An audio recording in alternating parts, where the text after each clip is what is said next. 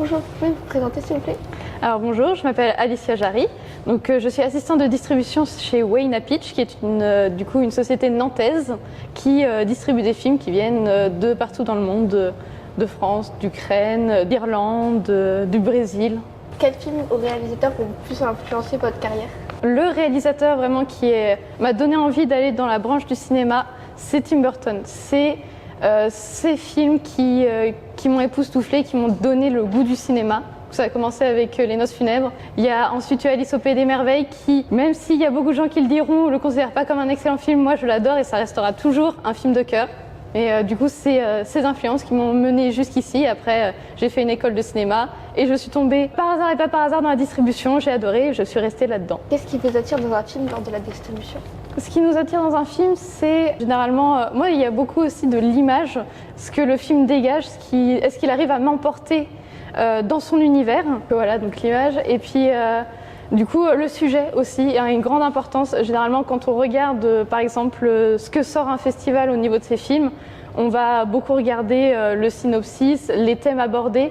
Et en fonction de ces thèmes-là et comment ils sont abordés, on va voir si ça correspond à notre ligne éditoriale. Nous, notre but, c'est d'être une porte d'ouverture au cinéma d'art et essai pour les personnes qui considéreraient que ce genre de film, c'est un peu pour une élite.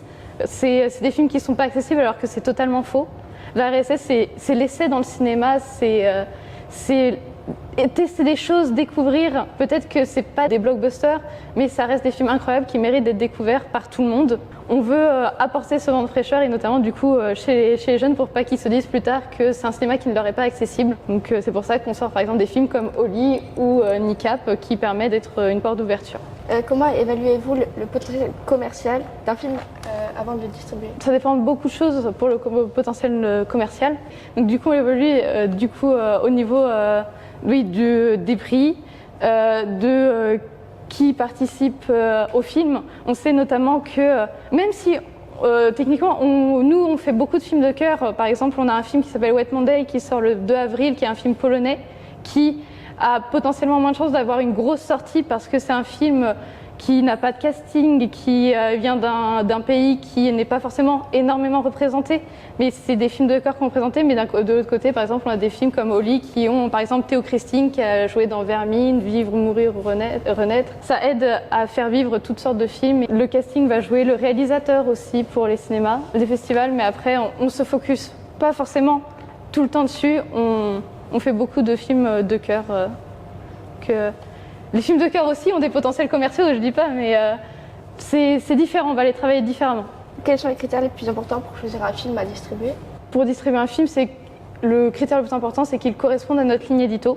Vraiment, nous, on essaie d'avoir une ligne éditoriale assez claire. Ça nous arrive de faire des écarts, mais vraiment quand le film est un coup de cœur.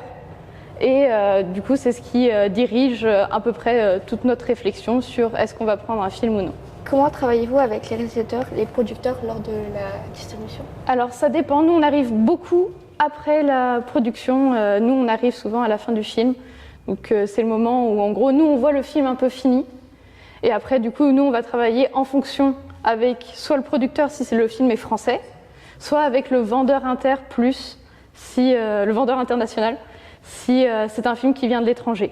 Donc là on va discuter de la communication. Parfois on va devoir refaire des affiches pour la France, donc on va voir avec eux. Les réalisateurs ont souvent envie de voir, ou même les producteurs ont envie de voir qu'est-ce qu'on va faire comme matériel pour la communication française. Donc là on va travailler sur la bande-annonce par exemple. Est-ce que la bande-annonce leur convient? Parfois ils ont déjà une bande-annonce déjà faite et parfois on la garde, parfois on la change parce que ça ne correspond pas à ce que recherche le public français. Quels sont les défis auxquels vous êtes confrontés lors de la distribution d'un film dans un différent pays ou marché? Donc là, on commence, j'imagine que là peut-être tu parles plus de la vente internationale, peut-être.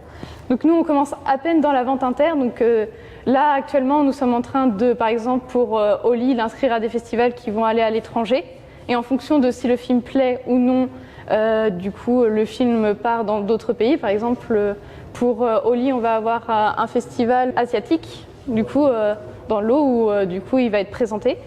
Mais après, la manière de travailler le film, c'est sinon on va par exemple aller à Cannes et on va prendre un stand au marché du film pour pouvoir montrer les films que nous, on peut proposer à la vente inter, et après on va discuter, on va prendre des rendez-vous avec les différentes personnes, des distributeurs d'autres pays. On va voir qu'est-ce qui est possible, s'ils veulent faire une offre, et après on va discuter de l'offre s'ils en font une, et en fonction, c'est comme ça que le film après va s'exporter. À quel point les festivals de cinéma influencent-ils vos choix de distribution?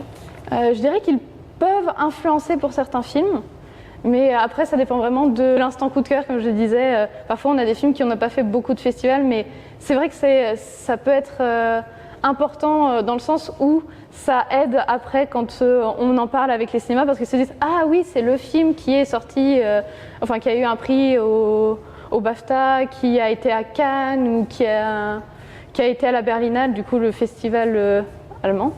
Donc, du coup, en fonction de ça, ça nous permet d'avoir plus de facilité à discuter avec les cinémas des films. Et du coup, vu qu'ils le connaissent un peu, ils arrivent à l'identifier. C'est beaucoup un travail d'identification quand tu as un festival, de te faire remarquer. Voilà. Que recommanderiez-vous à un réalisateur ou un producteur pour maximiser les chances de succès lors de la distribution? À nous, ce qu'on aimerait faire au futur pour Wine Pitch, ce qu'on a déjà commencé à faire, c'est de tourner des éléments en plus du film ou prendre beaucoup de photos pour qu'elles puissent être utilisées lors de la communication. Et du coup, si on filme des passages en plus, on peut les utiliser aussi lors de la communication et faire une communication intelligente. Par exemple, on a un ancien film qui s'appelle Années 20, où à chaque avant-première, l'équipe du film se déplaçait dans la ville de l'avant-première et tournait un passage, un mini-film qu'ils montaient dans la journée et qui était montré juste avant le film, le soir de l'avant-première. Et du coup, ça permettait d'intriguer les gens parce qu'ils se disaient « Tiens, il y a un court-métrage qui va être tourné dans ma ville et je vais pouvoir le voir et avoir ensuite un autre film. » Donc du coup, ça permet d'intriguer les gens, donc du coup faire de la communication plus large et donc du coup permettre à ce que le film atteigne plus de personnes. Eh ben, merci. De rien, merci.